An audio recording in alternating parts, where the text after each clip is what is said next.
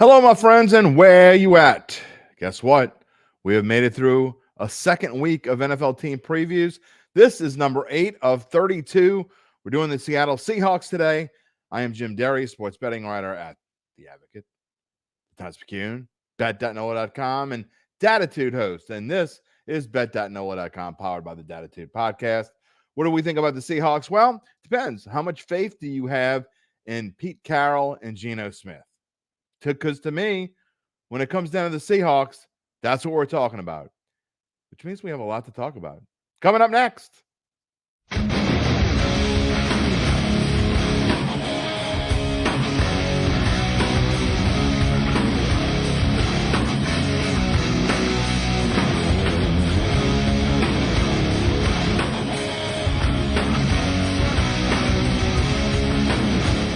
Okay, look, when it comes down to the Seahawks, I know I've kind of given some things away. We talked about the 49ers yesterday, maybe being a little bit surprisingly not quite as good as a lot of people think they're going to be. Well, the Seahawks are a trendy pick to be that team that unseats the 49ers in the NFC West, if there is one. Now, I've already told you my surprise in this division, as far as to be good, is the Rams. Do I think they're going to beat the 49ers? No. But I think they might beat the Seahawks, and here's why. If you go through what Seattle was able to do in 2022, and it was kind of one of those things where everything went right. Remember this time last year? We didn't even know if it was going to be Drew Lock or Geno Smith. Now, granted, those of you who've watched my previews in the past know that I tend to I try to get away from this, but I jump on the same kinds of things. I was down on the Seahawks last year. I thought they were going to win 4 games. I thought they were going to be terrible. And you know what? If you would have gave truth serum to Pete Carroll, I think he would have told you he thought they were going to be terrible too. I mean, they had lost Bobby Wagner. Their defense was kind of in shambles. And although they had DK Metcalf and Tyler Lockett, who was going to throw it to him? What happened to be Geno? He threw for almost 4,300 yards. If you would have gave me a 20-1 shot that Geno Smith was going to throw for 43 or just shy of 4,300 yards, you could have made a lot of money, because there is no way in the world that I would have thought that would have happened, no matter who he's got with him. Rashad Penny ended up getting hurt in the 5th game. Well, here comes rookie Kenneth Walker out of TCU, and he did just fine. He ran for over 1,000 yards. Will Kenneth Walker be able to take that next step? I think he can. I think Kenneth Walker is the kind of back that is going to be a really good one in this league for quite a while, assuming that he stays healthy, just about like everybody. But this offensive line was ranked 27th in the NFL, and it isn't much better now. They haven't done a whole lot to shore up that O-line. What did they do to address this offensive line? They didn't pick any offensive linemen until their 4th pick. It was actually their 5th pick in the 4th round, Anthony Bradford out of LSU. And then they picked a center out of Michigan in the 5th round. So neither one of these guys likely to start. I like what they did in the draft. Getting Devon Witherspoon out of Illinois with the 5th overall pick. He comes in and helps show up this defense. Again, this secondary. Surprisingly, what has Seattle been known for in the Legion of Boom, I guess? They've been great throughout the career of Pete Carroll in his 14th season here. But they haven't been great lately. Again, if you look at the numbers that are on your screen, 13th against the pass, but 30th against the run. The defensive front wasn't very good.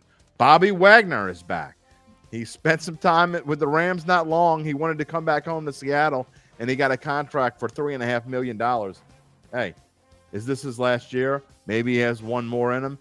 Is he going to make the Seahawks any better than that big, fat 26 that sticks out on your screen? The 26th overall defense? Got a lot to prove there. But going back to the offense, look, I think that Geno, he surprised me last year. So there's nothing that says he won't surprise me again. I just can't believe in him. I love DK Metcalf. I think DK Metcalf could be, you could make an argument that DK Metcalf is the toughest wide receiver to stop in the NFL. I mean, that's quite a statement, because there's a lot of good ones, but you could make that argument. I know this, I wouldn't want to tackle him. Tyler Lockett isn't far behind, and you're talking about 2 guys who combined last year for, what was it? Let me let me get this. I don't want to get this wrong. You're talking about two guys last year who combined, they each had over 1,000 yards receiving, and combined they had 258 catches. 258 catches and 15 touchdowns. So that's quite a duo. Definitely guys to throw to for Geno. I just don't love this offensive line. So with that, what about the schedule? Well, if you take a quick glance at it, it's the 22nd toughest schedule, meaning it's a little below the middle. It's the 11th easiest schedule, depending on how you want to look at it. Well, we look at it whichever way you want. Take your pick. But here's my thing with this. There's one thing that jumps out at me right away. I hate that week 5 bye week. To me, it's almost like not having one. I mean, when you have a bye week that early in the season, it is almost like not having one. They only have 3 primetime games. You'd think a team that was 9-8, and if they were thought to be on the rise, they'd have more than that, and 2 of their night games on Thursdays. Early on, they better win. They better go 3-1. Rams at Detroit, home for Carolina, at the Giants. To me, this is the easiest part of the schedule. If you put them all in blocks of 4, this is the easiest part of the schedule, in my opinion. They have got to go 3-1 here if they're going to exceed expectations, beat that overall over-under win number of 9, and because then after the bye week, at Cincinnati, Arizona's easy enough, although I think they're going to lose to Arizona at least once. Maybe I'm wrong. But even if, let's say they win, let's say they lose to Cincinnati and beat Arizona. What's after that? I've told you this before. I think Cleveland's going to be a much improved team. At Baltimore. Okay, Washington's not going to be that great. I've told you I like the Rams. At LA. Then they play San Francisco, at Dallas, at San Francisco, home for Philadelphia, at Tennessee. That 5-game stretch is brutal, and it would not surprise me in the least if they went 0-5.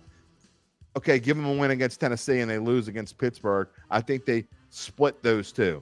So that is easily a 1-5 stretch before they finish up on the road at Arizona.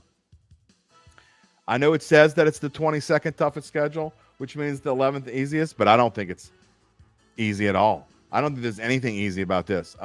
Again, that opening 4-game stretch, they better come out of it 3-1.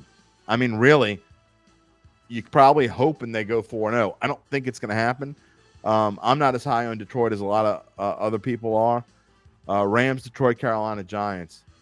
Again, if they come out of that 2-2 or worse, you can shut the book on this season. And I'm not doing it. I'm not taking anything good with this team. Drum roll, please. Let's get to the final numbers. Yep, 6-11. That's what I got here. I got a 3rd place finish in the NFC West behind the Rams, and you can laugh at me. I know there were people giving me heck for saying the Rams were going to finish 8-9, and I thought they were a bargain at plus 820 to win the division. I still think that way. I know who's not a bargain. It's the Seattle Seahawks, and I can tell you right now, plus 220 to win the division. No way. No way I'm touching that. Best bet with this team is the under 9 wins. I don't like the juice that you have to pay to get it, but it just goes to show that Vegas wants to put Seattle. They wanted to put Seattle at 8.5. They just couldn't because they knew they'd get a ton of action, and just in case, they can't afford to. If Seattle is as good as they were last year, they just didn't want to eat that hook. I just don't like that schedule, and I tell you, especially that stretch of games that we talked about: San Francisco at Dallas, at San Francisco, Philly at Tennessee. I mean, that is as brutal a stretch as you can get. And so if you don't go into that game, let's say how many games do they have? 5 and 5, 10. If you don't go into that stretch, to me, 7-3, you got no shot at the playoffs. I mean, that's the way I feel about it. And I don't think there's any way they go 7-3. I think, better yet, if they're 6-4 or worse, I don't see how they win 9 games because they are going to be brutalized during that stretch. So I really like this under. Again, I don't love the juice that you got to pay to get it. Hey, maybe I'm wrong. I've been wrong before, but this is going to be one of my bets. I'm going to play this. So we'll see. NFC West is an interesting division for sure. We have had fun this week. Next week we jump right into it. The AFC West. You want to talk about one I've been waiting for. Sean Payton and the Denver Broncos on Tuesday. Can I just start it now? Nah, wait. And you'll be back with me. See you Tuesday.